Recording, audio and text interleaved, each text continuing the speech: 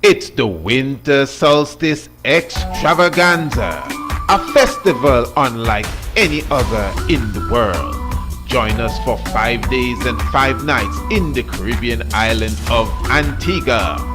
Experience our beaches, our historic island tour, splendid accommodations, and our plant-based meal.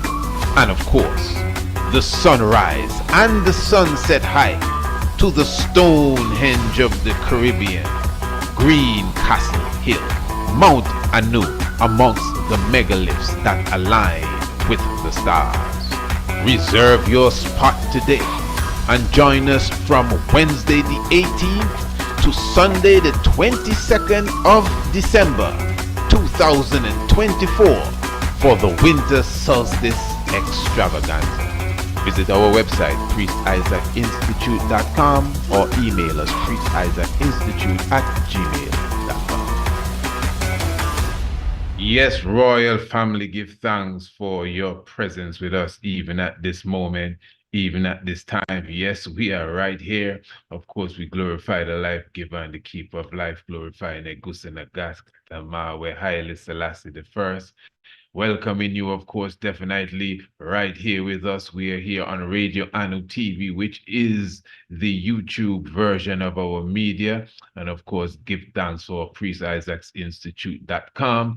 And this is a special edition of our Visual Tiger's Nest. You know, we have a wonderful sit down for you this evening. Of course, we have our good brother with us, Brother Seifa Sellassie. He will be here with us in a moment. Anyway, he's right here already. But before we, reintroduce the good brother, because we have a wonderful program we're going to get into, the brother will be highlighting some serious information for us as it relates to Emperor Haile Selassie I, and of course, the King of Kings coming off of the scene, something that many ones have considered to be a mystery from a very long time now. Of course, it was the year 1975, the 26th of August. Some might hear reminisce the 27, 26 thereabout. The emperor would have, as Rasta say, disappear or disappear on them. Many elders say that the first news report was that Haile Selassie cannot be found. Many ones, even in Ethiopia, speak of, at least in the 90s, up until the 90s, they were looking for Haile Selassie I.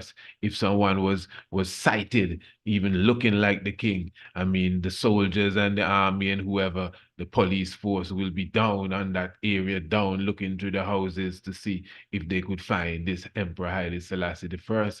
Although again, according to some reports, he was came to his demise in the same 1975. But of course, there was no official so-called funeral until I think it was 2000, the year 2000. And remember, they found several bones before that, and they had to go back to the lab because it was the wrong bones. This is why you hear that song from Muta Baruch and Kokoti about bone lie. So, I mean, this is a serious, serious issue. That's why Rastafari, I myself always say, Haile Selassie I is not the oldest person on earth. There are people on the planet up to now that's still older than Haile Selassie I.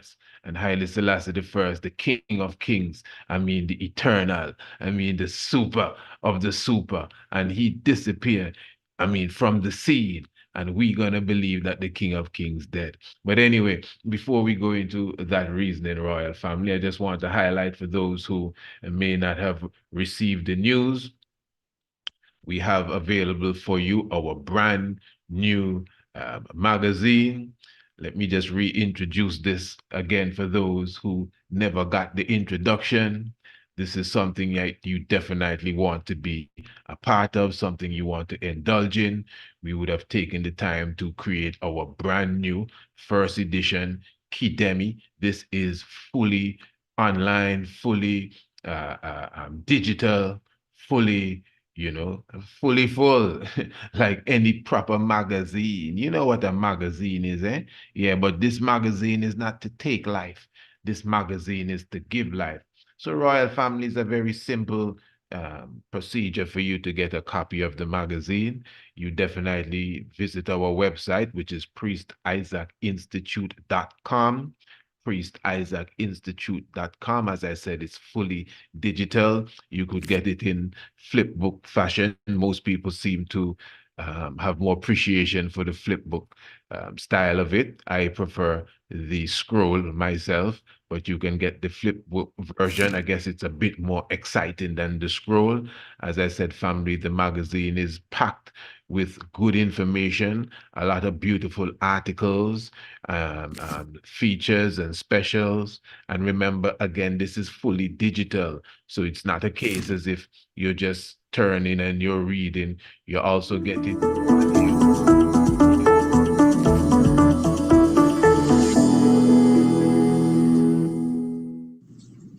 Blessed love, I am the Honorable Priest Isaac. so that's just a welcoming statement being made there for those who are stepping into the magazine, also highlighting the ancient astronomy online course that we have to offer. So basically, that's what the magazine is all about. It really highlights our principles, it highlights our programs, our services. And again, we would have put this, packaged this in a beautifully laid out digital online magazine, fully in order, all the different articles set out by the full family here at the Priest Isaac Institute of Holistic Knowledge. The winter solstice experience. You just saw the ad for that a moment ago. That was the first thing that came for those who may be coming in. It will be good to watch the program from the beginning again. The winter solstice experience extravaganza, really, that we will be having in December. I'm really looking forward to seeing many of you come in to visit us and have a wonderful time. And then you have an article directly dealing with the solstice and the equinoxes. So, family, again, just take your time, visit the website, browse through the magazine. And as I said, you have many links. So you see the Radio Anu, you just press the link and it carries you straight to Radio Anu. Of course, as I said, we did a wonderful interview with Brother Baba Heru. We only have an excerpt from the interview in the magazine, but that's the article for you to read. But if you press the link, it carries you straight to the full interview, which is about an hour and a half.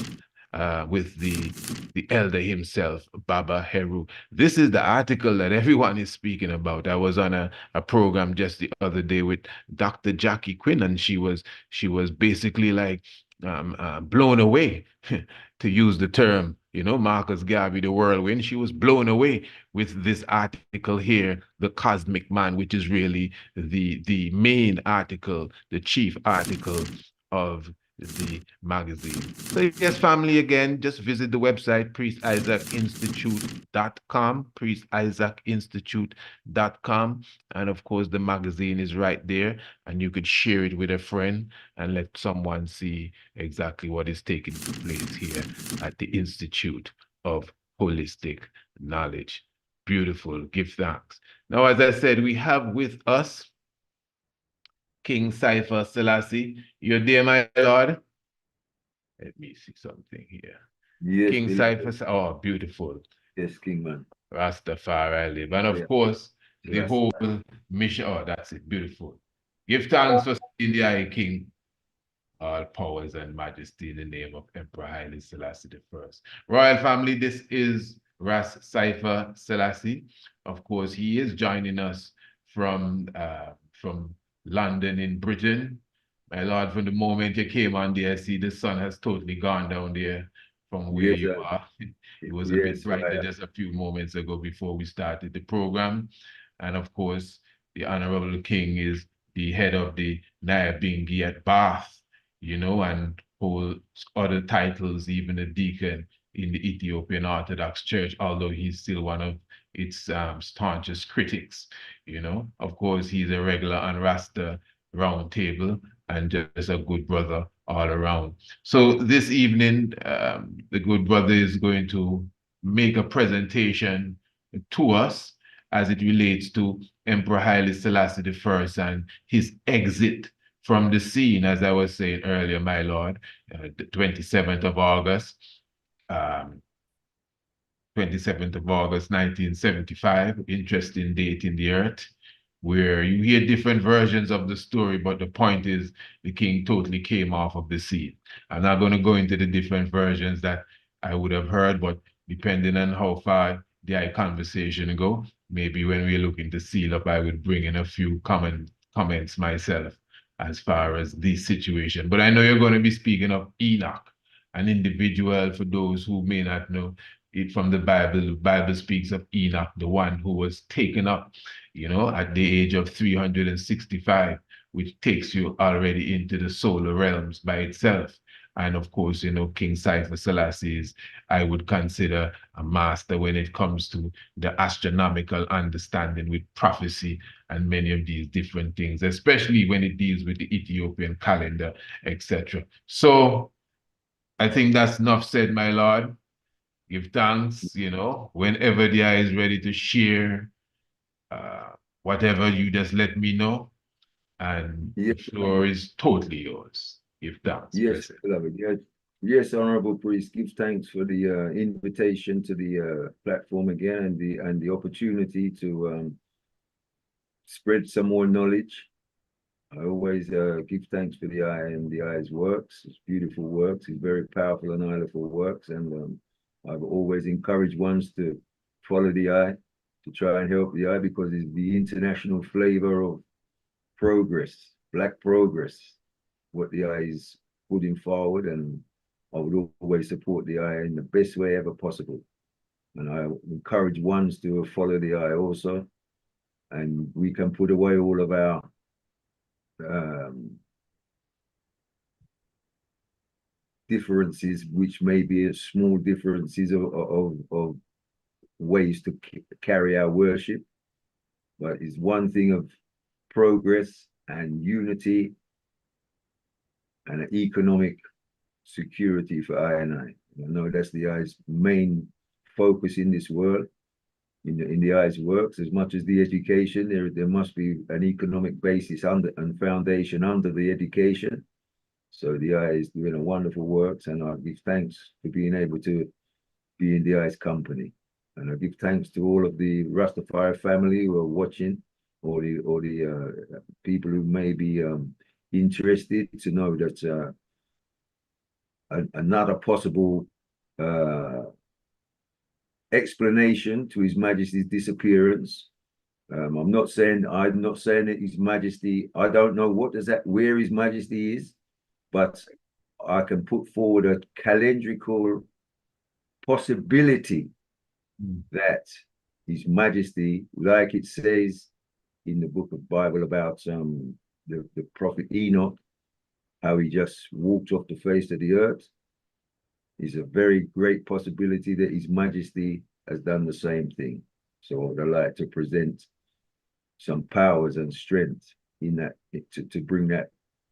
It's not an argument, but it's a possibility that it could happen. So the family, I just hope you find this interesting, and I speak I speak without any Thanks. showing any pictures or slides and those things, and I just speak and I talk in quite a lot of mathematics. With this is a different way that I'm trying to come forward now to bring more of an understanding, to make ones be able to grasp the understanding of the calendars, because the calendar is a very important scientific subject, which they have seminars in the world with scholars to try and understand this thing. But I think through some of the work that I've done, I have a different understanding of the calendar and the mathematics which fashions the calendar. Well, I'm not going into too much mathematics today. I'm going to be basically speaking and going forward a slideshow. So I give thanks, and I'm ready to come forward now. So yes, family. I made you the host already, yeah? Yes, I give thanks. Good. Yes, Royal Family, give thanks to those coming in. You already know what to do. The thumbs up and share the link. I really prefer sharing the link, but you can press the buttons too. But share the link and let a friend know this is what you're checking. We're going to go into a beautiful reasoning today. All of those who say, Haile Selassie, whatever they think, come in today and get a real sound reasoning on what happened to the emperor from a logical perspective. That's what the king said. I like how he put it. He's not telling you this and that is what happened, but he's just aligning the dates, aligning the mystics, and aligning the stars. And I guess he's leaving you to make your own opinion. That's right, family. Give thanks, honorable priest. Yes, I. So as the eyes family can see, Kadamawi Haile Selassie's translation, for they say that Enoch, what they say here, Enoch walked with God and he was not, for God took him. The idea of that is that he translated. So so this is the basis of this presentation today. As the honorable priest has said, there are many theories of where His Majesty is, what happened to His Majesty. But one thing we don't follow no dry bones theory. That's one thing. I mean, His Majesty is either walking around somewhere or he's translated. So that is the crux of Rastafari liberty and knowledge. So I give thanks. And this book here, Niga's Majestic Tradition of Ethiopia by Miguel F. Brooks, is the author of the Kebud and Nagas, The Glory of Kings, which is obviously, we'll go into that a little bit also. So I'll start with this page 109 of that book. And I've only put one page on the screen, but I will read a little more than what is on on the screen. But I will read initially that page on the screen. So it says, not many realized the intense anguish and personal pain that the emperor underwent when he saw his beloved country, Ethiopia, once a model of stability, maturity, and growth, as the head and jewel of the crown of Africa, descended into chaos, internationality, and corruption. Ethiopia came to be regarded as the pariah of the world community during the 17-year-long terror of the Derg regime, who turned the nation into one of the satellites of the then Marxist Soviet Union. While heavily guarded in military detention, the enigmatic and aged emperor still exuded the kingly dignity and poise for which he was so well known, and insisted on being allowed to pray 1 hour every day in the confines of his minuscule private chapel. It was one of these occasions, around mid-August 1975, on the third day precisely, after he was allowed to enter the cell-like windowless chapel while the guards remained outside, that he never came back out, nor was he ever seen to be found anywhere. His physical disappearance from out of every hand of his captors had plunged the criminal regime of Colonel Mengistu Haile Mariam into veritable crisis, as it could not be explained how this seemingly impossible occurrence took place. Mengistu's first expediency was to have the small contingent that was responsible for guarding the emperor transported to a remote military base where they were swiftly executed, and the incident was blanketed by an almost complete secrecy while the usurper figured out what had really taken place. Eventually, the ruling Derg decided to announce to the world that the deposed Emperor Haile Selassie I had died of natural causes while in military detention, and also that his body was interred at an undisclosed secret location. Thereafter, an elaborate set of circumstantial events were orchestrated to support the official version, such as the preparation of several, up to 6 burial graves, including one on the grounds of the Jubilee Palace itself. Nevertheless, reports from credible sources emanating from Ethiopia disclose that even up to 1986, some 11 years after the alleged demise of the emperor, periodic military curfews and extensive search of large urban and rural areas were still taking place, ostensibly in quest of the deceased king, about whom sporadic intelligence claimed was seen at various locations. It has been over 2 decades since that announcement was made by the now deposed Mengistu regime, and although several sets of human remains have been produced purporting to be those of the emperor, none have been found to correspond to him. And whereas the phenomenon of bodily translation belongs to the era of biblical and mystical happenings of a supernatural kind, the possibility that this may have taken place with a person so uniquely marked by divine providence and by manifest destiny cannot be entirely ruled out. Haile Selassie. I mean, that is a great testimony from a well-respected author who's done serious work, as in producing the Kebra Nagast in translation. So I mean, this is very poignant, you know. So that is the that is the basis of what I is going to work on today, you know. So one thing that I want to bring forward to the item is that the overstanding of the calendar and the depth in using the calendar in the Ethiopian reckoning of time, because I know that you can only see, using the Ethiopian calendar, you can only see, one, the divinity of His Majesty, his manifestation as the anointed one to come from the Ancient of Days. For it says in the Bible, in Psalm 74, verse 9, that the prophets no longer know how long. They've lost track of how long. And what are they talking about how long? They're talking how long. For them to know how long, it's how long it takes before this person of this divine manifestation would appear on earth. So in the Psalms even, they're telling you they don't know how long it is for He's to come. So the only way it's possible to know how He's going to come or when He's going to come is to understand time. Now in Ethiopia, as you can see here, I've got the Bahar Hassab. The Bahar Hassab is a deep knowledge of the rivers. That's what it means. Bahar Hassab is Bahar is up in Bahar Dar. Bahar Dar up in where Lake Tana is in northern Ethiopia.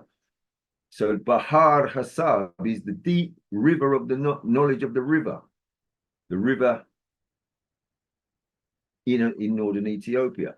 But also the river which feeds the river Nile, because the river Nile is the river of the gods, the god happy, that is where he is born. And Kadamawi Haile Selassie is that god who was born at the correct time in calendrical measurements. So the Bahar Hassab, it says here, the name Bahar Hassab, let me make it a little bit bigger so the audience can read it too. The name Bahar Hassab depicts that time is as deep and as vast as a lake consisting of innumerable things in it, and to know time is the same as to know the entire lake. The assumption indicates, on the one hand, that it is too difficult to determine time, and on the other hand, it is possible. Then it requires deep thinking, vast knowledge, and expertise.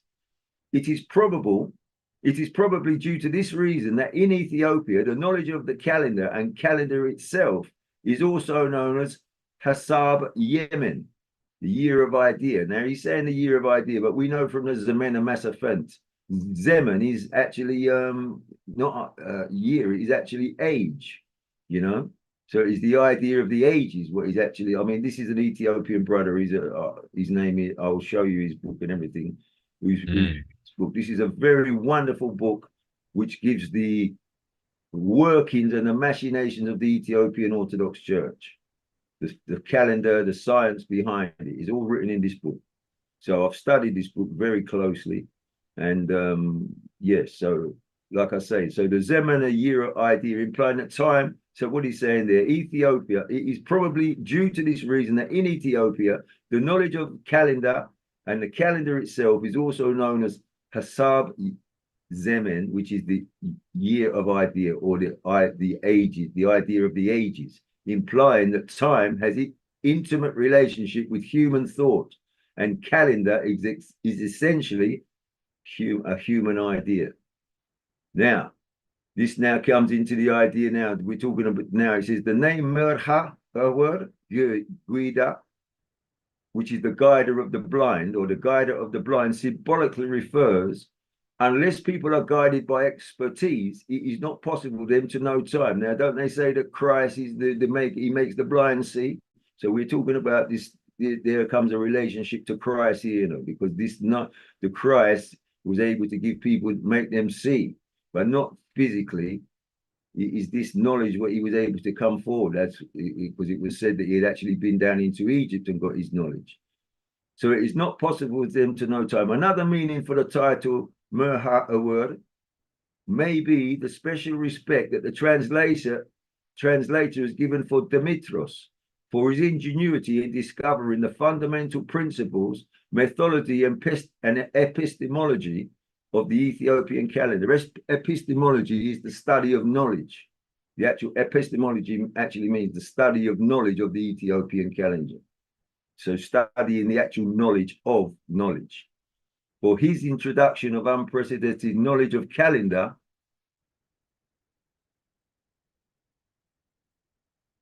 the translators might consider Demotrius or Abba Shakir as blind guider, considering them, the translators, other as blind, while Demetrius or Abba Shakir as the guides. Now, what they mean, but so this Abba Shakir, he was actually in the 13th century. So if we look at Ethiopian history in the 13th century, this is the time of the Zagwe dynasty. This is when it was coming to, and this is when Lalibela was built, right?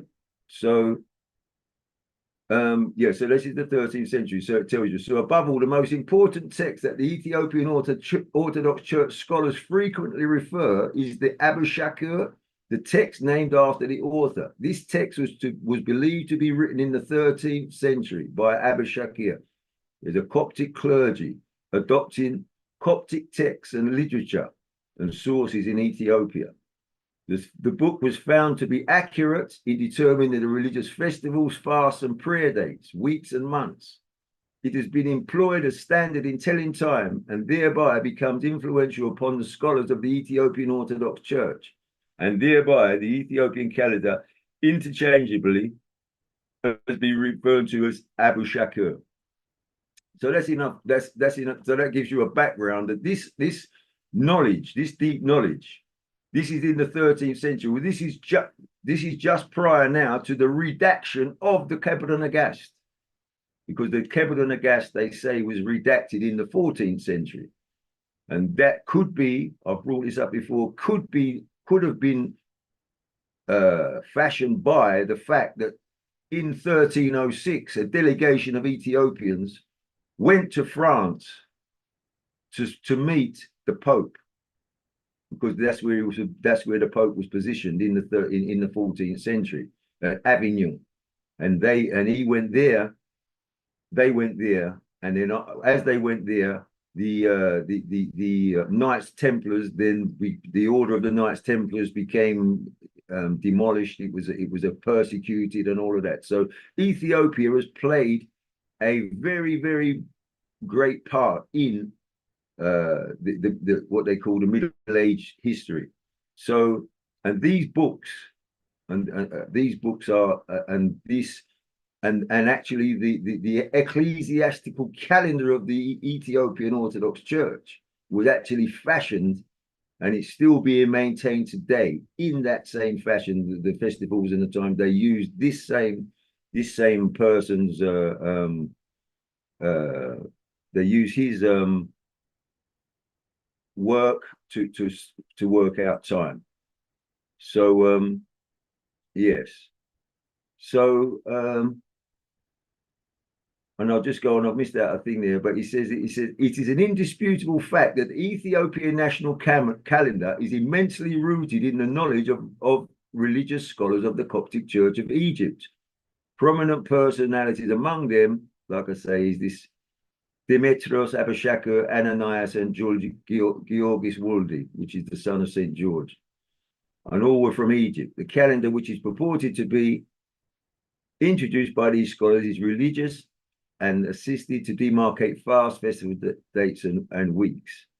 So this is the book that we've used there to get all of this information from. This is the name of the author, Welalenye Emeru. And this is the finding of the true cross and festivals and Epiphany temple, and this is a proper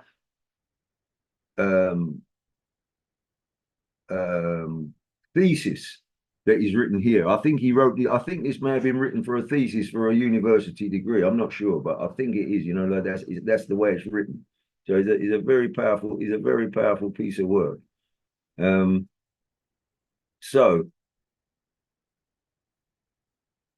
So now, so the point comes in that when this person is doing his work, they state that the Ethiopian calendar begins at 2700 BC, right? So 2700 BC is actually, as you can see here, this is a page out of the Ethiopian king list, and which begins at 4530 BC. Actually, it says here 4470, but a lot of people get confused because you can see that the length of reign was 60 years. So actually, if you add 60 years to 4,470, you get 5,530. This is when this calendar began, not 4,470, 4,530, because King Ori or Aram reigned for 60 years. And then that dynasty has gone down. Now we see some very powerful people in this dynasty. Nimrod. Nimrod is the person who founded supposedly the land of Shinar, which is in the biblical thing. Then we come down to like this one, King Hogeb. This time I've done this before in another presentation. Now this is the power of the golden triangle, of which is the Ark of the Covenant in this early stages of history. And then it comes down to around the last person and the only person in history to be called Solomon. There we see him, 3,244 BC, right? So this is before the Ethiopian calendar began, because according to Abu Shakur, who we're using his work and the Ethiopian church is using his work, he's dated his work to 2700 BC. Now, this is 2713 BC. There's a 531-year period between an interregnum, which would be an interregnum from Solomon to Haggai up until the time of now. This is coming to the first dynasty of the Kamite dynasty. So this is the dynasty of King Cam here, and his reign begins 2713 BC. So this is it. This is when the Ethiopian calendar is being established. However,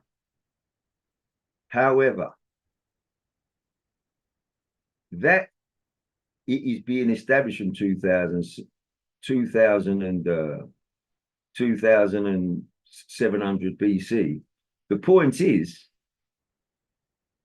the reckoning of the 4 quarters of the earth, which is to do with which is where the Bible comes in. Now, don't forget the Bible. The King James Bible begins with the book of Genesis.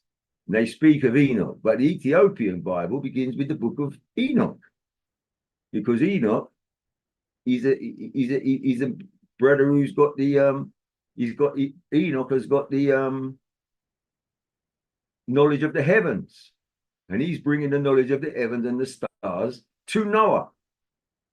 So when we're now, so the reason I'm making a distinction now, you see here it says 2,700 BC. This is where these Coptic scholars are saying that the Ethiopian calendar began. Now, with that beginning there, one would ask, how, right? How was the reckoning done? Because reckoning changes, things change throughout the time of thousands of years, the reckoning changes. But you see, what I put here, from the tribe of Shem, the son of Noah, which is the Ori, right? That was 1830 years prior to the 2700 BC, when the Ethiopian calendar is reckoned from, according to this Coptic calculation. So when it comes to 2700 BC now, there comes a thing where they talk about the fourth quarter of Israel, right? They come to the fourth quarter of Israel. Now, the fourth quarter of Israel, I've got a slide here, the fourth quarter of Israel. Okay, this is a biblical quote now, right? Who can count the dust of Jacob, and let the number of the fourth part of Israel? Let me die the death of righteousness, and let my last be like his. Now, this is Numbers 23 verse 10, right? Who can count the dust of the number, the fourth part of Israel? So where it's saying this idea of the fourth part of Israel, that means there's 4 quarters, right? So we know that the 4 quarters of the earth, we're talking about age science, we're talking about a 26,000 year cycle, and that divided by 4 gives you 6,500. So there we have the idea of a quarter of Israel, a quarter of this reckoning is 6,500 years. Well, this is how long they say the Bible is old, right? Well, it isn't. So what I'm bringing here is to say the Bible isn't 6,500 years old. It's thousands and thousands of years old. But where you're able to quantify 1/4, this is what this is talking about here, where you're able to identify 1/4 of the mathematics of Israel, or the years of Israel, which is a 26,000 years divided by 4 is 6,500. It gives you a logical explanation to the Bible. It now puts it into a understandable and actually acceptable time framework. Because when they say, the Bible's rubbish, 6,000 years. Well, obviously, it's just a lack of understanding, because when you start seeing these parts of it, you see it's a much bigger picture. So the point I'm trying to bring now, so if now this measure of the 4 quarters, now Jacob is the son, Jacob is the Israelite, right? So the earliest date that could be that Jacob was to bring his knowledge into the Bible, or the knowledge of Jacob comes into the Bible, is 1500 BC. That's the earliest. He can't be any earlier than that. He can't be 2000 BC. He can't be 2700 BC, when they're saying that the Ethiopians have started reckoning from 2700. Because the story in Israel tells you it's somewhere around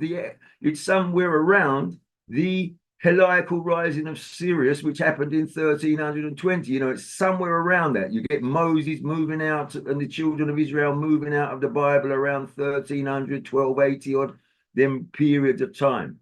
So if we're going to give them a few hundred years before, it must be after 1500 BC. So what is the reckoning? If that is the reckoning of the 4 quarters of the earth, where we've got 4 months in a week, 4 weeks in a month, 4 7-day weeks in a month. Prior to this time, was there 4 7-day in measuring time? Was there 4 7-day weeks in a month? And I'm saying no, there wasn't. Because prior to that, in Africa, they don't have 4 seasons, they have 3. And the 3 seasons was 3 weeks of 10 months. 3 10-day weeks in a month. So the 30 days is 3 10-day weeks. So those 3 10-day weeks go into those three 10-day weeks go into a month. So that means then when this time, when we're talking about Enoch,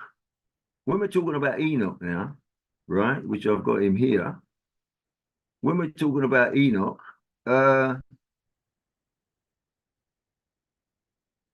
did he not use these 4 quarters of the earth, 4 7-day weeks, 4 7 days in a week, or did he use the 3 10 days of a week? Would I say he used 3 10 days of a week? And the reason he used 3 10 days of a week is because it's when he used 3 10 days of the week, it gives you a different measurement of time, because in Ethiopia, how they actually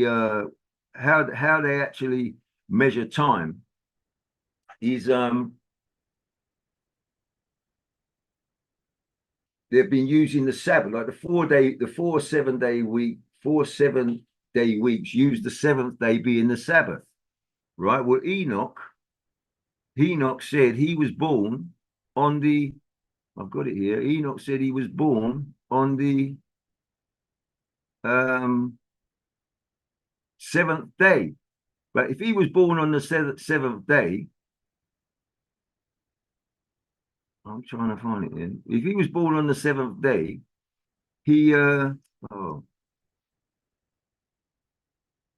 that would be the Saturday, right? When they measure from Sundays, from Sunday to Saturday is the 7th day. The 8th day would be the Monday. The 9th day would be the Tuesday. No, the 8th day would be the Sunday. The 9th day would be the Monday. The 10th day would be the Tuesday, and the 11th day would be the 11th day would be the Wednesday. Now, in the Ethiopian calendar, they keep the Wednesday as a I can't see what I've done with it. They keep the Wednesday as a fast day in the Ethiopian church. Now, why do they keep that Wednesday as a fast day? What is the purpose behind it? Because I say is because the pre-Noah reckoning was the reckoning with Enoch, which so he says, and I did have a slide here, and I somehow I can't see what I've done with the slide. I've got a slide of Enoch from the book of Enoch, and he says he was born on the 7th day, but it doesn't say he was born on the Sabbath. But sure. where the notations in where the scholars have translated his work, they're all putting in there, oh, he was born on the Sabbath. He was born on the Sabbath. But as I've shown here, prior to 2700 BC, they were using a different form of reckoning. They were using the 3 10-day weeks. So even though he was born on the 7th, he didn't say I was born on the Sabbath. He said I was born on the 7th day. So that still gives you the 8th day, which is the Sunday. The 9th day is the Monday. The 10th day is the Tuesday.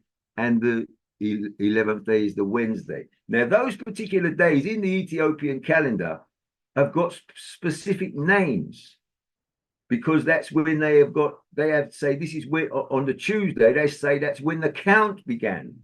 That was when the first count began, when they first started counting the days. And then the Wednesday, the 11th day, they say that is when the sun and the moon were established. So it's not this 7 days of creation which are in the Bible. It's the 10 days and 11 days, and what happens with the Ethiopian reckoning, which is very important, which is this slide will show you here. This is how the Ethiopians measure time. So how are we in the Western world when we're saying, oh, it's the 25th of August, or like Fasika, like the 5th of May, for instance, this year was Fasika. As we see, this is Easter Fasika. The 5th of May was Fasika. So this square box in the middle here is Fasika, right? Well, the eve to Fasika is A, and the day after Fasika is C. But this D1 and D2, this is secular time. So what the Ethiopians do, they move out of secular time into the eve, because they measure evenings. The day in Ethiopia is measured from the evening. It doesn't measure from 12 midnight to 12 midnight. It measures from the evening, 6 o'clock in the evening, the day begins, and then it goes into the night, and then it goes through the night, into the dawn, into the morning, and then into the day. So this is what this shows you. So an Ethiopian day, this target day in the middle, this square box in the middle, is actually the day that we're going to call that, say, the 5th of May this year. Well, this day before is the 4th of May. But when did the 4th of May begin? The 4th of May began at the end of the 3rd of May. So it actually, this one central day in Ethiopia has actually got a 5-day path. It's got out of the secular time, a day into the sacred time. We have a day into the sacred time, the day of the sacred time, and then the day out of the sacred time, and then back into secular time. So this is this deep understanding of how measurement works gives you an understanding of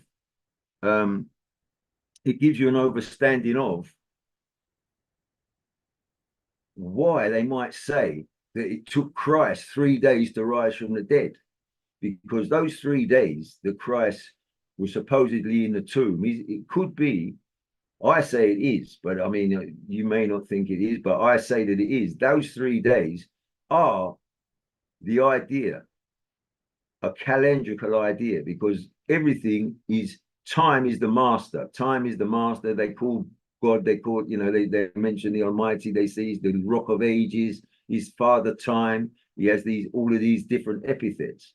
So time is the essence of understanding. Time is the essence of understanding the manifestation of this divine people, or the divine people, or the divine person who was to come. So now when we spoke about Enoch, he was born on the 7th day. Now so we are now come to the different stage. When does reckoning begin? When do we start reckoning? Because right now, if we're talking about March, the equinox in March, and we talk about the equinox in September, those are related to the reckoning of springtime in either the northern hemisphere is in March, or the springtime in the southern hemisphere. Now so they are equally balanced in the 12-year month. They're equally balanced at 3-month interval. So March is the 3rd month, September is the 9th month. So they are equally balanced in the framework of a year. Well, we know that the solstice is the central part of that. So the central part of the solstice, the central pole of the solstice, or when we see a set of scales like in Libra, the solstice is that long pole in the middle, and then you've got the trays either side are the equinoxes. That's how they're measured. So if that is the design, if the day was to begin, or the reckoning was to begin at the solstice, because I'm saying that is when it used to begin. I'm saying it, that is a fact. The beginning of time actually reckoned from the solstice. So if we could imagine we've wiped out all time and we're going to start to measure time again from the solstice, which is June the 21st, and because now, as you can see, June the 21st, actually, this is the day of June the 21st, which is the central date here. What we've got this fascicle. This is the central date of June the 21st. But June the 21st, actually, which is the target date, actually begins on June the 20th and actually ends on June the 22nd. Do you see? Because the Ethiopian calendar is a 3-day powerhouse. You see how they've got that B across there from one line to the other? That is showing those 3 days are one day. One Ethiopian day is 3 Babylonian days. So where we come now to the 21st of June, 21st and 22nd of June, in the Ethiopian calendar, that is called the 15th day of Sene, because the Ethiopian day in the month of June, or Sene, is 7 days behind the Babylon calendar. you know, and there's different variations of day differences in the different months. In August, there's only 6 days. In July, there's 7 days. In June, there's 7 days. In October and September, there's 10 days. In February, there's 8 days. In January, there's 8 days. So there's different day differences throughout, but the Ethiopian calendar remains the same all the time. So if the beginning of time started on the solstice, one thing we do know on the solstice is that they say that the sun stands still for 7 days at the solstice before it actually makes its transition again to start going back to what we call the winter solstice. But we shouldn't really call it the winter solstice, because the winter solstice is really the upper solstice. And if we call it the middle solstice in the middle of the year, it's the lower solstice. There's one in the middle of the year, which is lower, and there's a solstice in December, which is the upper solstice. So for that sun to make its movement back to the solstice of the upper solstice, it stands still for 7 days. So those 7 days give you those 7 days give you up to the 29th of June. Now, 29th of June in the 29th of June in the Ethiopian calendar, right? This is Gimbot Sene 2019. Now, in the Ethiopian calendar, it doesn't matter what year it is, the dates remain the same unless it's a leap year. But every year, like the actual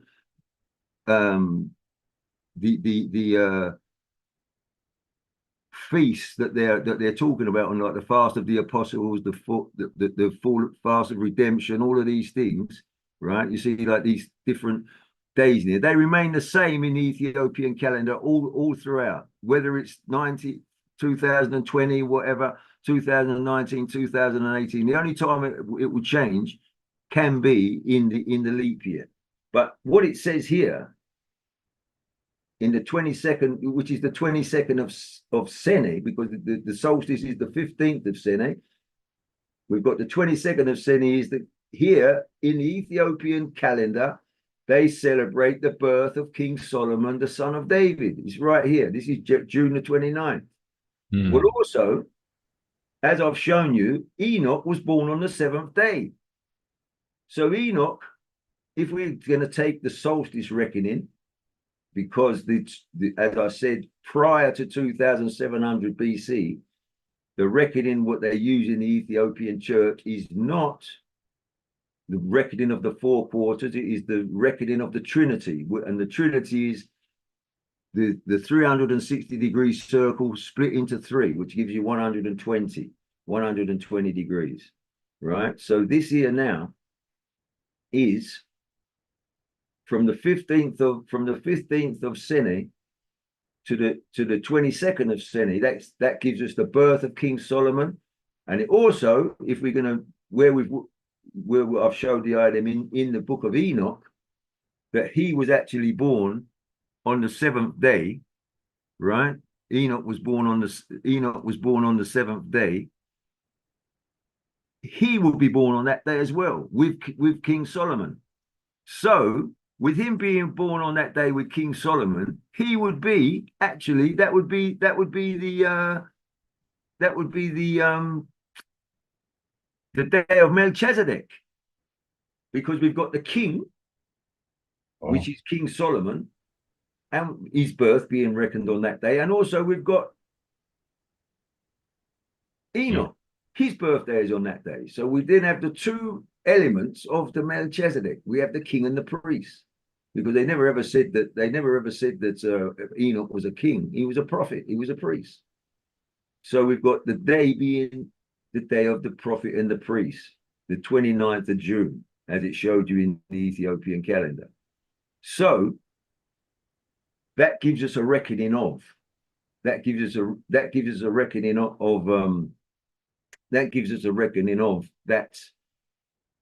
power.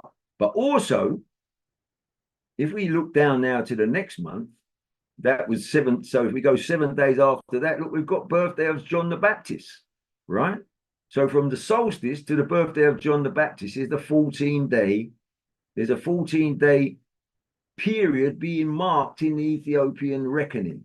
You know, they're reckoning these 14 days. So the 7th of July, which is the 30th of Sene, the 7th of July, and back to the birth of King David and King Solomon.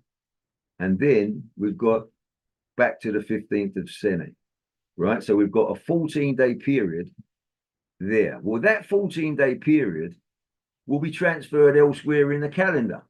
So what I want to show the item now is if we go back to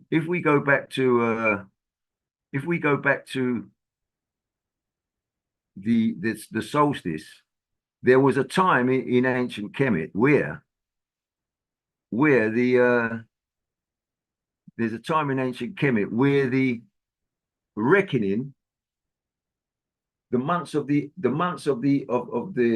that began the count in the solstice, which we've shown here, they actually had a 120-day count, 121-day count from the solstice, which took them to a month, which is a 5-month count.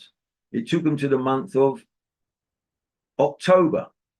So if you count from the solstice, 120 days from the solstice to the 120 days from the solstice to October the 19th, what you get there is I've got it in I want to show the item of a book here. This is it, right? So what we get here, this book here, what is telling us this is the Origins of the Sphinx by Robert Bauval. He's the one who's written this book here. Now it's telling you now about this month of 1 Tybee. You see here, look, the natural starting point for any discussion on the chronology of the Horus myth is the regnal year mentioned at its very beginning, year 363, the king of Lower and Egypt, Horakti, living forever and ever. Now, Horakti is the lion sphinx, right? And it was on the 1st of Tybee, the first day of the 5th month of the civil calendar, that the forces of chaos met their doom. This was the occasion, Zeptepi, on which Horus, in his capacity as the winged sun disk, played havoc among the enemies of Re. In the surface structure of the Horus myth, the rebellion and its first suppression by Horus, the Bedatites, are dated to 1 Tybee. Now, 1 Tybee, like they say, is the 121st day from the solstice. So it is a measurement. It is a very important measurement. And how that became poignant and relevant to I and I as Rastafari is, if we're going to use that Trinity reckoning, because we say His Majesty is the power of the Trinity. Well, what is the power of the Trinity? The power of the Trinity is this 363 or 360 divided by 3. The circle divided by 3 gives you a power of the Trinity, which is 120. So they're using it here. And these numbers are actually epithets of the lion sphinx, right? The 363. So these are epithets of the lion sphinx of Egypt. So this 121 days from the it's actually 120 days. Actually, if you measure 120 days from the solstice, it takes you to the 19th and 20th of October. Now, how that is relevant to His Majesty is that the 14 days when His Majesty was going to be coronated on the 2nd of November, for 14 days, he took the garments, all the royal garments and the attributes for the royal coronation were placed in the palace chapel for 7 days, for 14 days before the coronation. They were placed in the palace chapel. And then after they were placed in the palace chapel, when they'd been there for 7 days, then they were moved from the palace chapel, Luel Palace. They was moved from there and then taken to Georgis the Cathedral, where the coronation was going to take place. So those 14 days from the 19th, 20th of October if you add the 14 days, now where do we get the 14 days from? We get the 14 days from the solstice, where we showed that the birthday of Solomon and Enoch, and then followed another 7 days, give us the birthday of John the Baptist, what they recognize in the church. You see, the church are recognizing these 40 days. This is my point, that they're recognizing these 14 days. And where that comes from, where they're recognizing those 14 days, is happening again at the end of the 121 day count. And that gives you the 14 days from when they put His Majesty's garments in the churches to be prayed upon by the priests of the church before the coronation. How that actually relates to ancient Egypt again is that during that time, when they used to worship the goddess Hathor and the son Horus, the goddess Hathor used to be down in the lower Egypt. There was a temple to the goddess Hathor in the lower Egypt, and then in the upper Egypt, at the temple of Horus, they used to carry the effigy of the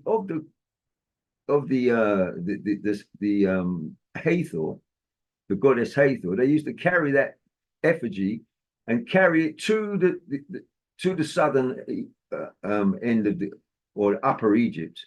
They used to carry it there to the temples of Upper Egypt and leave them there to incubate for 14 days. And what that was actually doing is actually allowing the calendars to catch up, because the lunar and the solar cycle have got different periods of rotation. So where they come together in these 14 days, they come together into the temple of Hathor. They stay there for 14 days, and then after that 14 days, which would actually be the 2nd and the 3rd of November, and then that the procedure has taken place, and then they can take Hathor back to the lower northern hemisphere and leave the Hathor where he stood. But it's to do with the union of heaven and earth, the marriage of heaven and earth. This is what that is what it is symbolizing. So these dates, calendrical dates, are all they all have deep meanings. And the Ethiopian kings being coronated on the 2nd of November is related to this same science. So now that we've established that this 120 days is important, right? This 120 days is important. We now come back to this time. Now, we come back to this time when His Majesty went to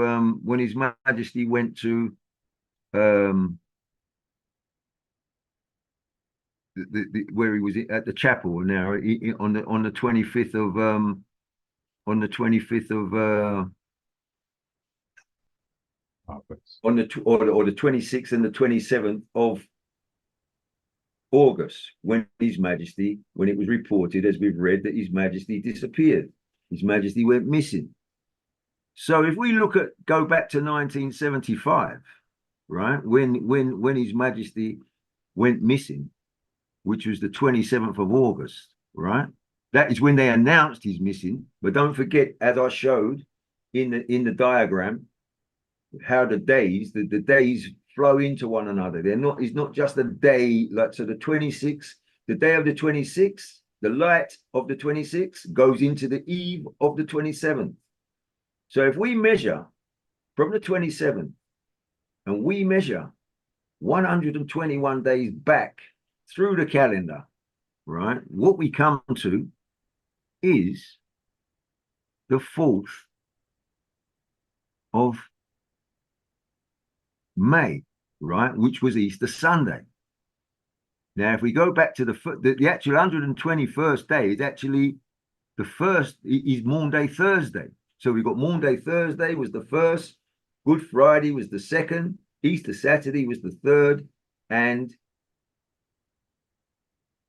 the day that they say Christ is risen was the 4th, was the 4th of May, right? Well, if we use that ancient measure of 121 days from the 27th of August, what we find is that His Majesty, because that, don't forget, that is the first reckoning, you know, even though the quarter reckoning is behind it, which is, this is what Easter recognizes and is demarcating. The controller of that event is the 120 days, which begins from the solstice, goes to the coronation of His Majesty, you know, after the 14 days, and then, you know, it goes to the 19th, 20th of October. So if we then move that on block now, that 121 days, which is a controller, we can call it like a gear stick. You know, like when you're driving your car, you have your gear stick, and your gear stick drives your back wheels. You know, like you put it in gear and it alters the speed of your back wheels, because that is the controller, because it is the power of the Trinity, which is the first power. So if we measure 120 days and 121 days from the 27th of August, it carries us back to Fasika. It takes us back to Easter, 1975, when they actually celebrate the birth of, or the crucifixion and the death of Christ. So His Majesty, look, so the point I'm making, can't be coincidence that His Majesty has disappeared in this calendrical power. This is what I'm saying. It cannot be, you know, His Majesty, and His Majesty hasn't just, it didn't just happen, you know, like this is it's too scientific for it not to have been a plan, you know, that His Majesty decided he's going to take off now because his work is done, or whatever, for whatever reason, because it is linked to the Easter of 1975. His Majesty was in control of Easter 1975, because even though it happened before, like we're saying, it's a new reckoning of time. If you're going in from a new reckoning of time, because His Majesty does bring a new reckoning of time, and the time begins at His coronation, when His Majesty was coronated, which is the 120 days plus the 14 days of the incubation of his royal attributes, the tools used to sacralize his office. Then I'm saying that those 120 days, which caused the coronation, which gave His Majesty that divine epithet of the conquering lion of the tribe of Judah, if we just move that on block back from the 27th of August, it carries us right back to Easter 1975. And that, to me, is a remarkable, it's not a coincidence, it's remarkable. And then if we're going to go back now to the weekend of the 25th, 26th, and 27th of August, the 25th of August is the date of His Majesty's gift to the Ethiopian World Federation, the Constitution. That is the anniversary. His Majesty gave I and I the Ethiopian Constitution. It was inaugurated the 25th of August, 1937. So His Majesty has stepped off on the anniversary, because don't forget, 3 days are 1 day, you know, like I've shown you in the diagram. The three Ethiopian days are 1 day. So the 25th, 26th, and 27th are 1 day. His Majesty went missing on the 26th. The Ethiopian World Federation was founded on the 25th. That is the inauguration. And that the Ethiopian World Federation, family, is our freedom ticket, if we only know how to use it, because it's a written constitution. We have, with that constitution, we have a flag and we have land. That means we are a sovereign nation. So His Majesty has highlighted our sovereignty in his disappearance. And I think I don't really need to say much more than that, because that is the point I wanted to get. I mean, there's much deeper. I can go much deeper into it, but I didn't want to really take it too deep where we lose the understanding of the significance of this power of these calendrical periods. Because these calendrical periods, the 14-day period, the 120-day period, they are what we call generators, or they're the gear stick. They're the controllers. They're controlling the calendar. That 120 days is the control of the calendar. So the Ethiopian calendar and His Majesty's birth and coronation and his departure from the scene are all divine occurrences within the calendar. And I hope that I've shown the item enough that they can just grasp that point. Honorable priest, I hope that that was clear. Yes, my lord. Oh, Yeah. give thanks to the royal family also listening to us. We have a few ones in the chat as well commenting on the information. One individual, Trevor Moore, was highlighting that they were born on the 21st day of June. All right, and of course we have Paul Motingwa is saying, I think he's saying hard to read on the phone, okay? But give thanks. And many different ones. We have ones, Andreas, hailing us from Germany as well. So everyone definitely locked into the information. Yeah, the 121 days, very deep, my Lord. Give thanks for such meditation. I see even the 29th day of June, it fall close even to the Earth Day, and a very powerful day within itself too.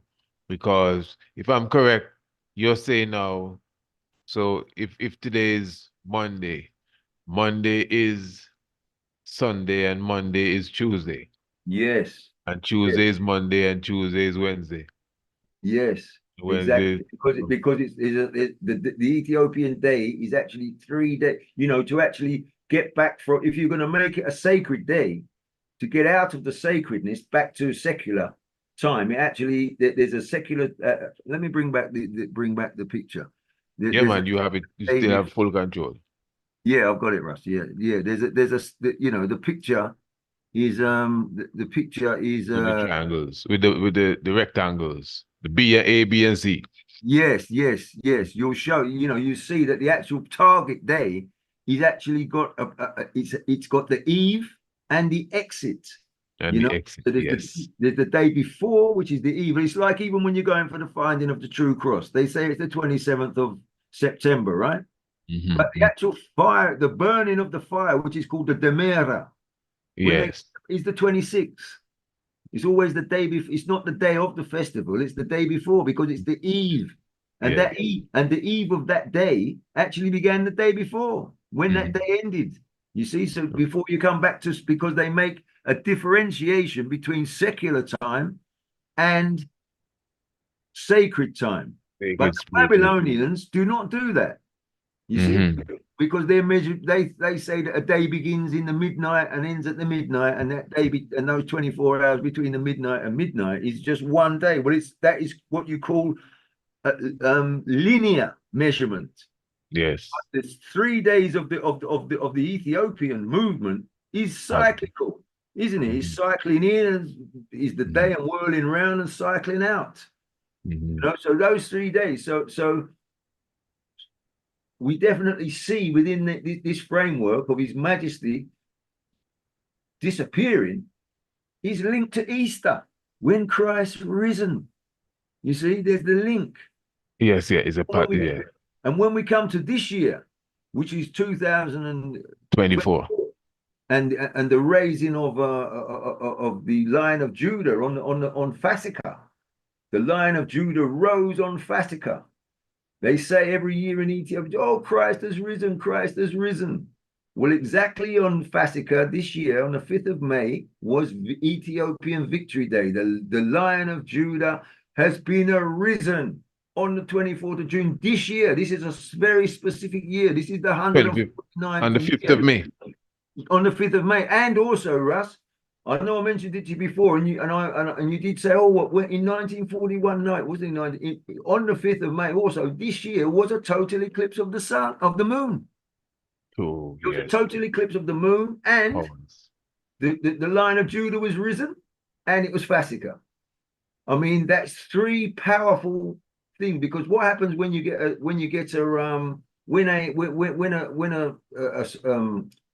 eclipse comes, actually you come back to a beginning of time, you know, because when the sun and the moon are together, they're both at zero. And then they move around their cycles and cycles and cycles. Well, then in a year from there, there'll be a 10-day difference in their cycles, because the moon cycle is 10 days shorter than the sun cycle, you know. So this is where Babylon loses, and the Jews even they lose track of time, because this 10 days they try to work it out with minute fractions of mathematics, right? Where you don't need to. You just have to work with the power of the Trinity. But this is where the Babylon world, they don't know this thing of the power of the Trinity. And where that power of the Trinity is in the 363, you know, and even what I wanted to just say to the idea, I mean, that 363, I did show it I did show the 363 in the, I did show the 363 from Baval there. Baval book. Yeah, from this here, right? They say, yeah, Herakati, right? Well, if you look at the Ethiopian king list, I've got this here. You see this year 363, the king of Lara and Upper Egypt, right? And it's to do with this 121 days and the 3 times the 121 days, etc. Well, if I can show you that in the Ethiopian king list, right, in 1320, which is, you see Queen Helena and Queen Zagdur between their range is 1320. In the reign of Zagdur was 1320.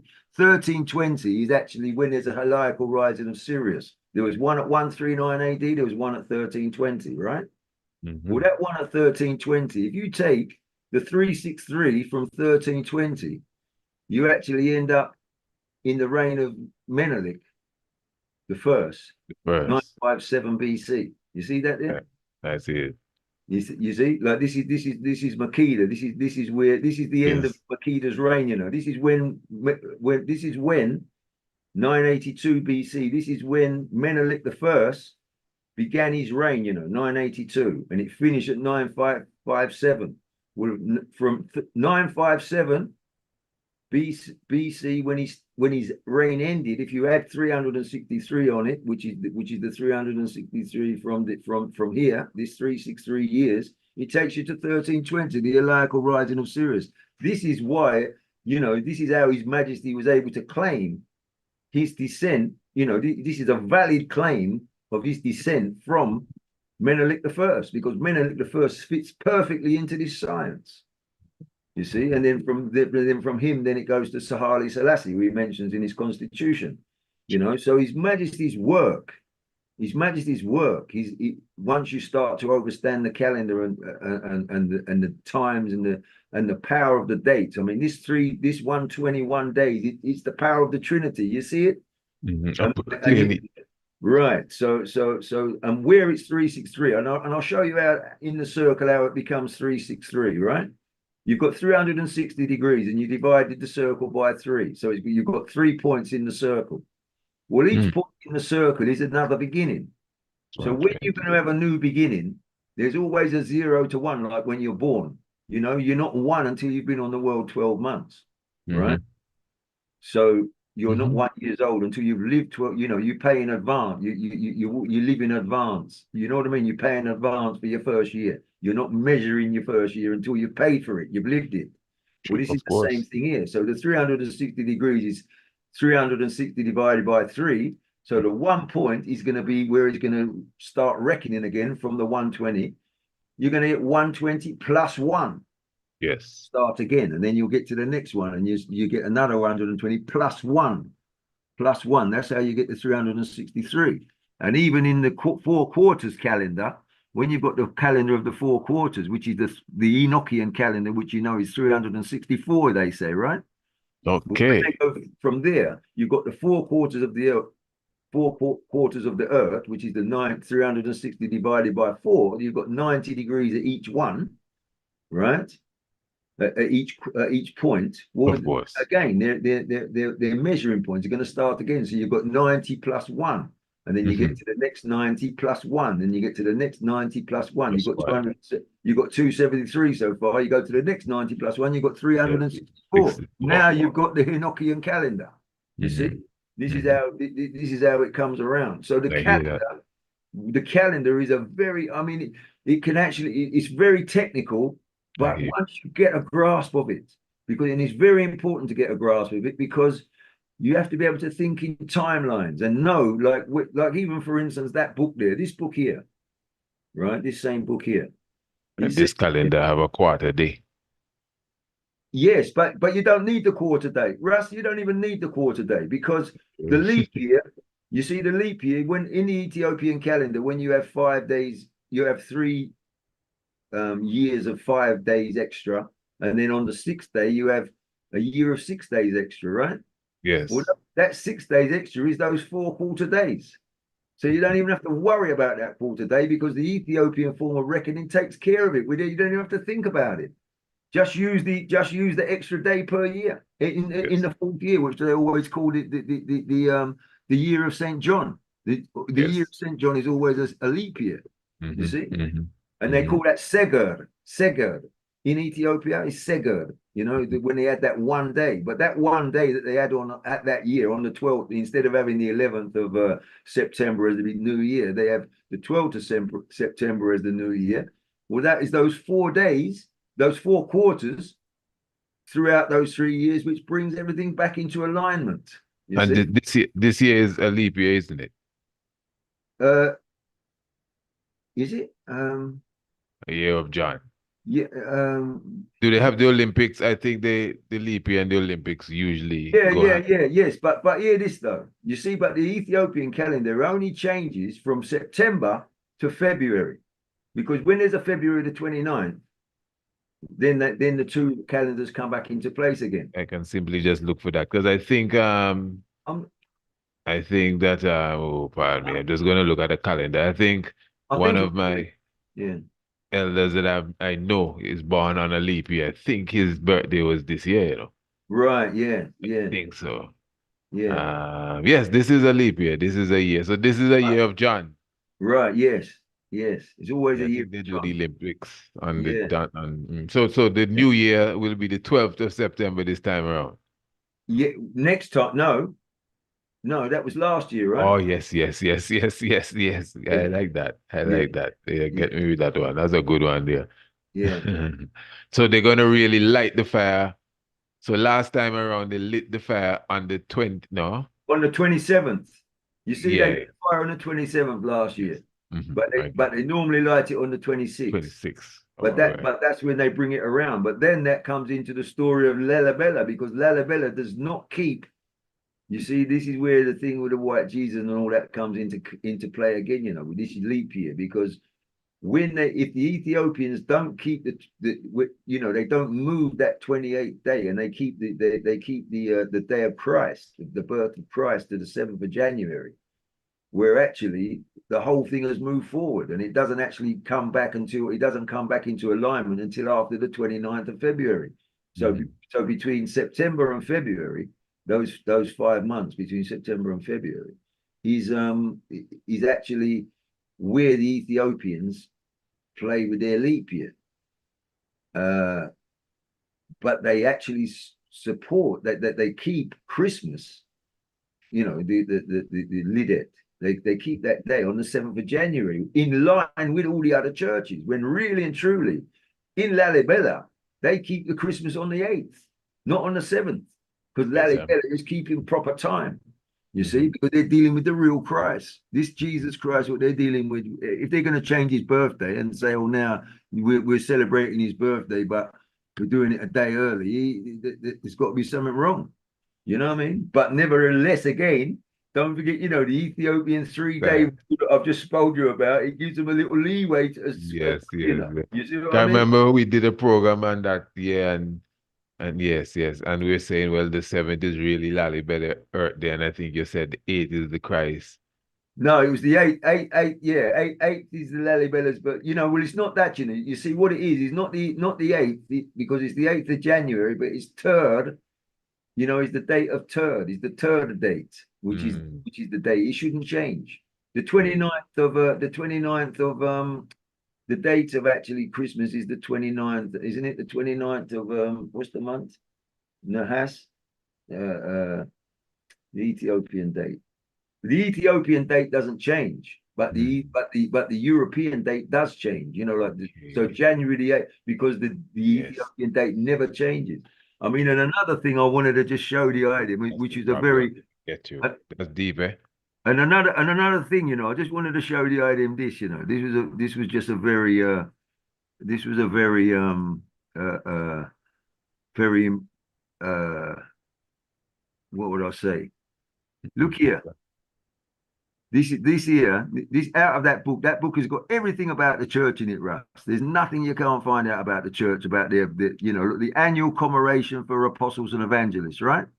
And look at the dates, right? Matthew, Tikmit 12, that's October, right? These are in October, November, December. Tassas, yeah. Tassas 29 is Christmas, Yeah, that's Tassas 29 is Christmas.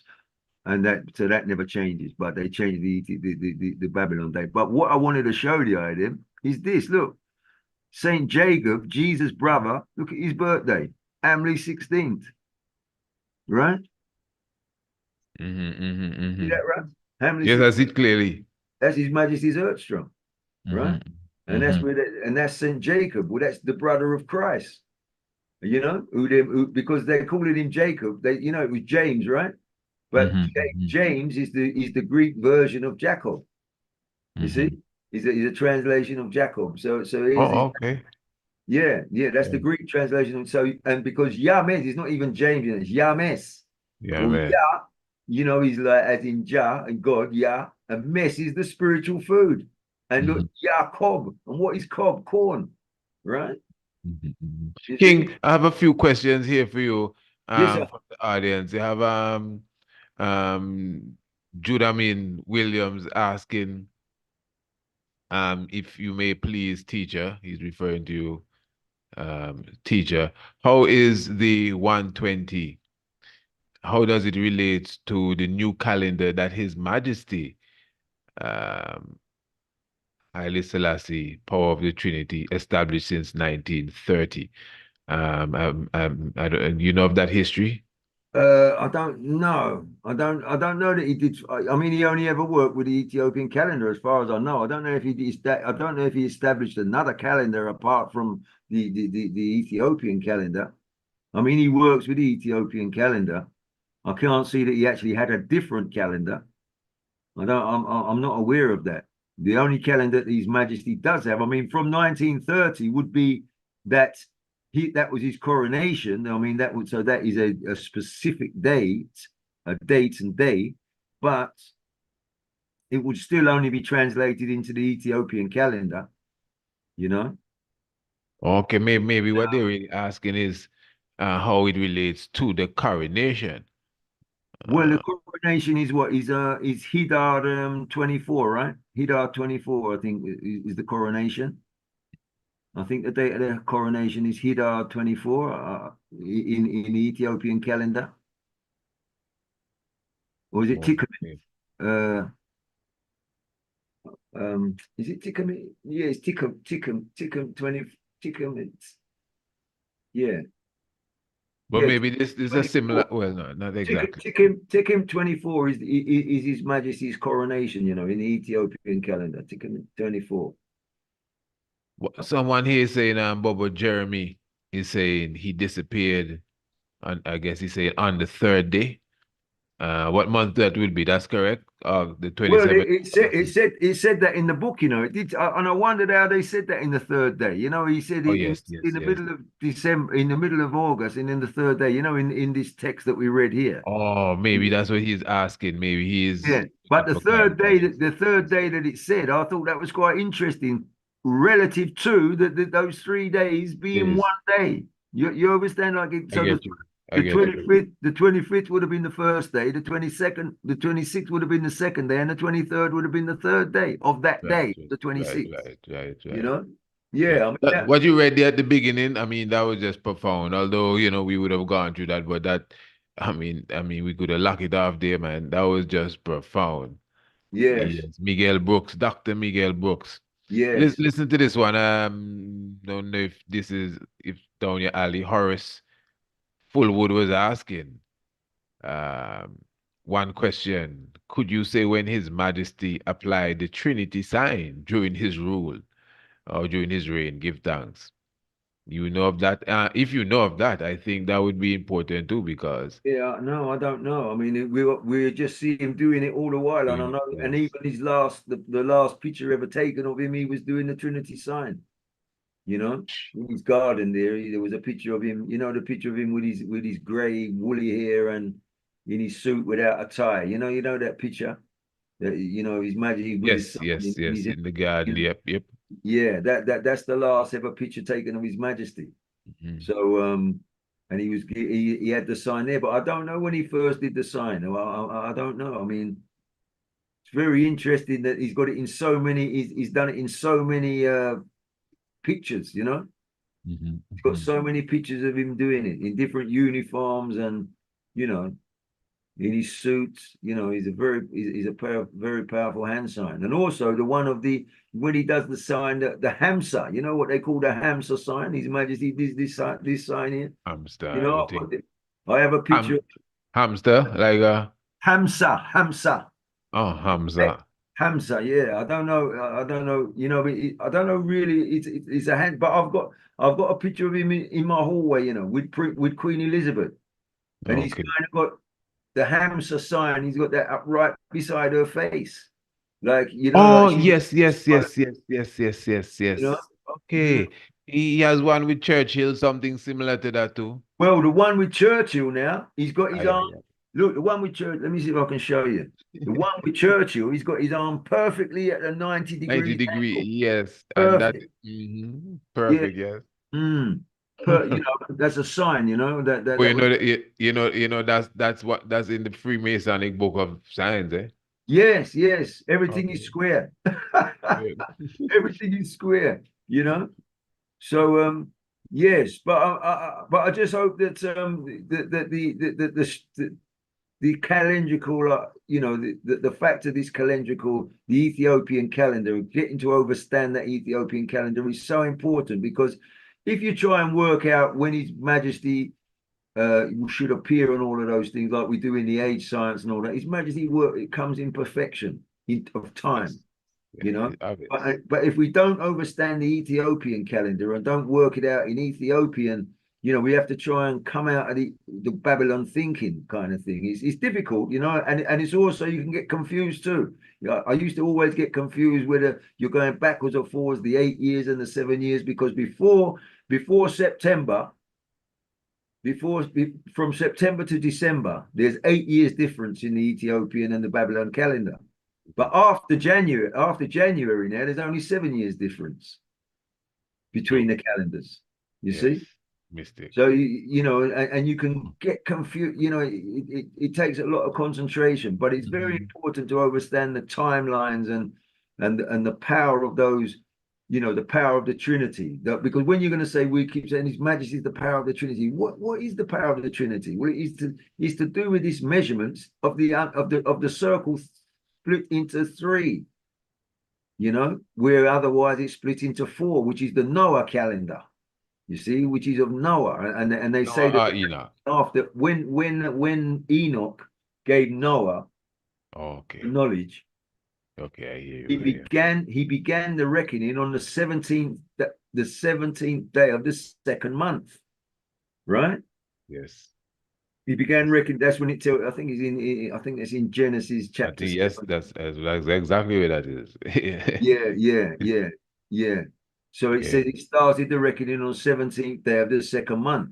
Mhm. But is the second, you see now, what month are we talking about? Now, the second month from the solstice, actually, now you think about His Majesty, if you imagine that you're going to begin reckoning all over again from the solstice, we're at the beginning of creation, we're going to start reckoning all over again.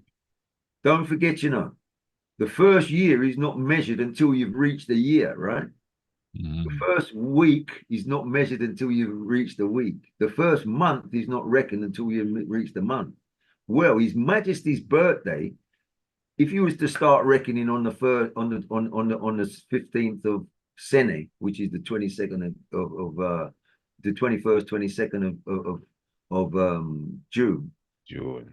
the Mhm. 30 days, don't forget we've got 30-day months, right? So Yes. the 30 days from the 15th takes you actually to the 15th of Hamlet. From 15th of Senate, which is June, to the 15th of June, to the 23rd of July, which is the 15th of Hamlet. That's the first month of creation. And then he's born after the first month, the first day. He's born on the 16th. I mean, that's if we was to begin reckoning from His Majesty. So far, good. You know, so His Majesty, you know, when you start measuring these things, like His Majesty's birthday is the first day after the first month. You know, that's deep. I get it, man. That's clear. Yeah, you know, if we're going to measure from, but where are we going to measure from? This is the point. You know, it's like with the Bible, with the Honorable King Emmanuel. He measures from the 7th of he measures from the 7th of February. February, right? yeah. You see the pagamy, right? Yes, You see yes. right. Now that pagamy, that can be anywhere. Because if they say that you did show us that already. Yeah, if they say that there's an extra month, 13 months, well, 5 or 6 days isn't a month, is it? Right? 5 or 6 days isn't a month. It's only they'll say it's the little month. But if you have 5 different places to start the year, you know, if you have 5 different places to start the year, it can be like, for instance, at the solstice, right? So we've got a pagamy there. We've got a pagamy at February, right? That's 2. We've got a pagamy at March, because they do a reckoning from March. We've got a pagamy in September. We've got we've got a pagamy in December, right? Because there's a new start there, which is January, you know, December, January.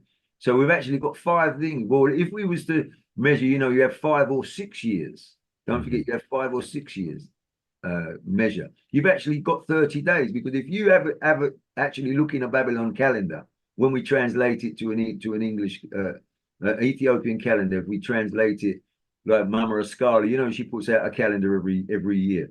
Yes, you know, yes. If you look at the pagamy, what is actually the 5 days, which is from the 6th to the 11th, when you look at it, you will actually see, like, if you put those in a different color in the calendar, the different color squares, the 5 days will actually be 6 squares. And in a leap year, the 6 days will be 7 squares, because that's how it works. You see what I mean? Like, even though you're talking about 5 days, there's actually 6, because you're starting the day before, aren't you? True. Right? You see, when it starts the evening before. So what, I wonder if I've got one I can show you. Evening before, yes, right. We give thanks to the family coming in. Yeah. Of course, you know, we're definitely having a deep discussion. Yeah, that's a calendar, yes. Yeah, this is your calendar here. Can you see? Yeah, I can see it. Right. You see that what she got here? She's got the 6, 7, 8, 9, 10, and the 11th, right? Which is you know, we've got 6, 7, 8, 9, 10, which is the 5 days, and the 11th is 6 days. You see? Right. There's 5 there, 6, 7, 8, 9, 10, and the 11th, which is the new year, is 6. And if it was a leap year, there would be 7 of them. Right. So if you just take this now, so we've got 5 different places to start the year in the month. Start the year throughout the calendar. Like, if you're going to start at Prince Emmanuel's date, we're going to start at the solstice, we're going to start at March, we're going to start at September, we're going to start at January. We've got 5. So we actually do find the 30-day month. You see what I mean? And you have 2 days in September, still the 11th and the... Yes. Okay. The 11th and also the 20th. And even the parhelion, when the sun is closest to the earth, how that go? What's that one, Russ? When the sun is closest to the earth. Right. That's in the 365. You know, he does it every year. Come close. You have a day when it's actually closest to the earth, which is the 3rd of January. But that's another one, Russ. There's another hidden. I mean, even though they have pagamy on between the 6th and the 11th, there's another hidden pagamy between the 20th and the 27th. the 21st and the 27th, because what it is the finding of the true cross, right? Between the 20th, the 20th, 21st of it's actually the 20th of it's the 10th in the Ethiopian calendar, it's the 10th to the 17th. But right? this 27 September this year, It's which comet it is?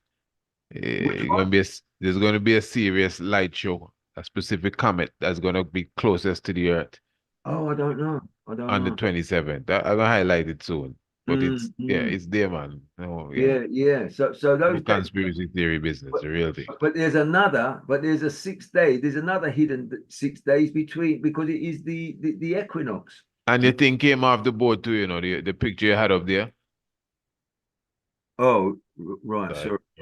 Yeah. Yes. Oh, right. Yeah. And another thing I wanted to show the item is actually, I did that. Let me bring this out if I can show the item. Did I bring that picture out? Actually, like the finding of the true cross.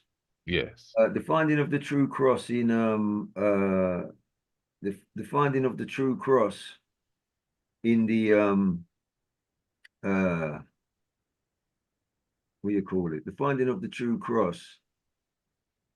Oh, what was I going to say? Pascal? Sure, I forget. The finding of the true cross.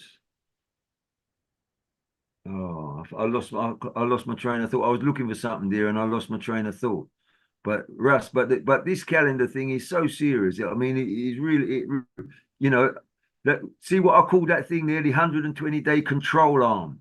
You see, like that 120-day measurement there is actually a controller.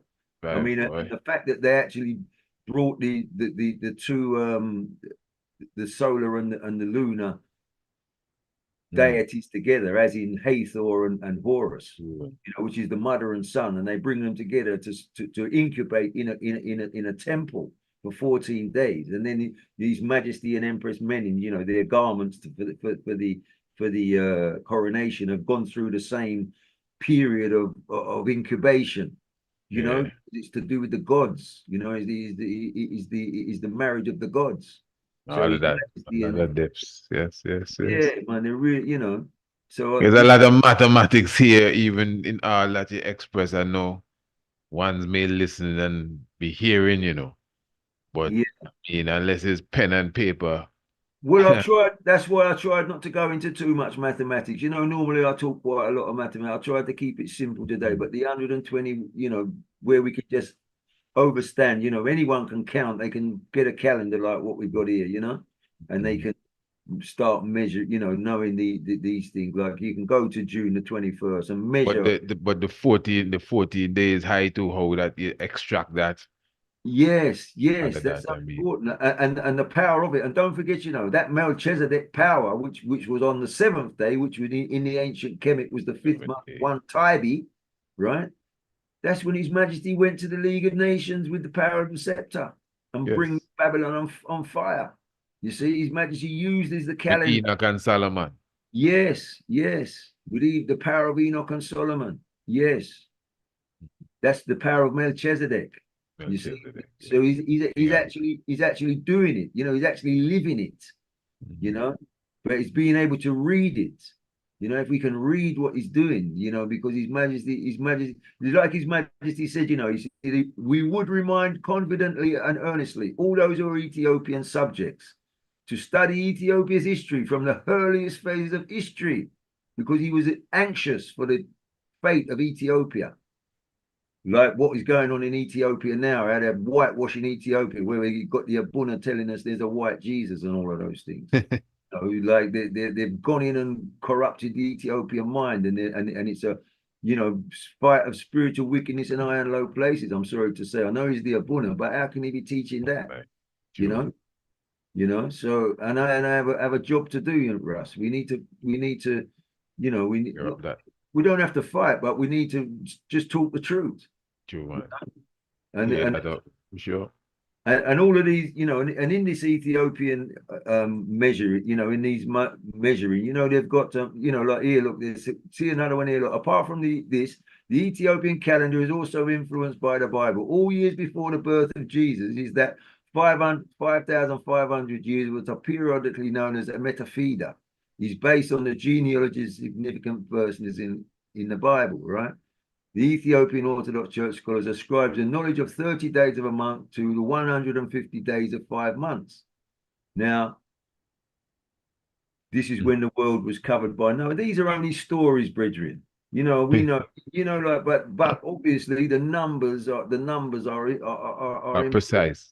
Like they're talking about Pagamy. He's telling you about everything. But that book there, Russ. If I could, I've tried to find it again. I can't find it because I'd love to be able to give that to people. I'd love to give the guy a copy because it gives you so much knowledge. And I bought that for about 30 pence in Ethiopia. You know what I mean? A third of a pound money. I bought it for about 20 birr or something in them days. Pause. King. Yes, think we might have to seal up here. Yes, well, give thanks, Russ, and I hope it was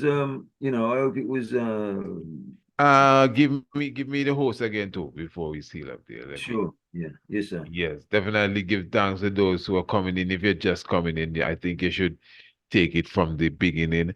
I don't really want, I know one's full joy and everything, but we can't take these teachings here for granted because no one can tell me you just sitting back relaxing and you have everything when it comes to this kind of teaching. Well, I must say the method that the king used, especially today, maybe you have it because a lot of the points came back around.